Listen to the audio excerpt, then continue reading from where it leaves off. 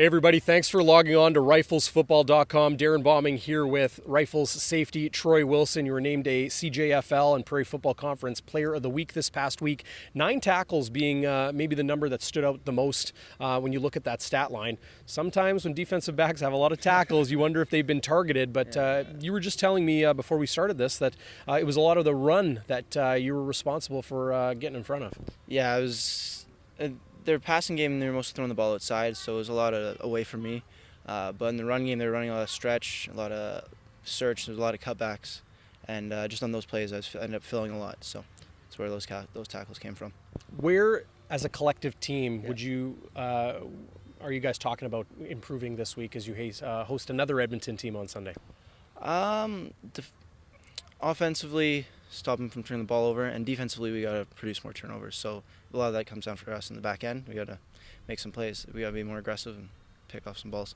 Troy, how do you practice taking the ball away? What sort of things do you work on in these days leading up to the game? Obviously, we work on drills like stripping the ball, getting on loose balls, and then also when we're in one-on-one Skelly team, just being more aggressive in our coverage and not worrying so much about getting beat deep. And we want to come up and make the plays, and if a guy runs a double move and he runs by us, it happens, kind of thing. Now, Troy, you're one of the veteran players on this team. You've played a lot of football for this organization. Defensively, I've seen you guys look dominant in stretches in a game. What does it take to put a full 60 minutes together? We just can't have any mental lapses, because our games, when we have been good and then all of a sudden there's a quarter where it kind of doesn't go so well, like against Regina there, it's just guys kind of, they'll start with one guy, checks out, and then they'll make a play, and then they start rolling, and football is such a momentum game. Yeah. Once the team starts rolling, it's hard to stop, right? We just got to be checked in the whole game, kind of thing.